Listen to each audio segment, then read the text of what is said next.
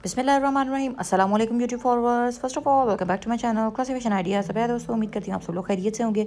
आज की जो ये वीडियो है बहुत ज़्यादा आप लोगों के लिए हेल्पफुल साबित होगी और ये ख़ास तौर पे वीडियो उन लोगों के लिए है जो लोग क्रोशे करना जानते हैं, हैंड निटिंग का आर्ट जानते हैं और उन लोगों के बेबी गर्ल्स हैं और वो उनके लिए ख़ुद से बहुत ही खूबसूरत किस्म की ड्रेस डिज़ाइनिंग करना चाहते हैं।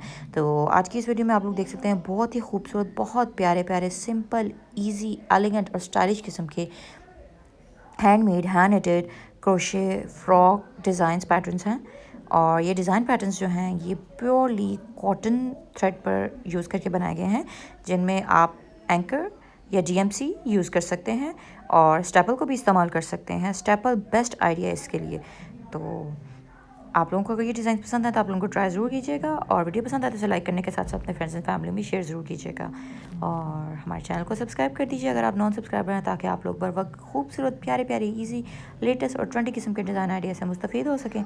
तो इजाज़त दीजिए, आप लोग कहीं मत जाइएगा। टेक केयर, अल्लाह हाफ़िज़। मगर वीडियो को एंड तक ज़रूर देखिएगा। जज़ाकल्लाह।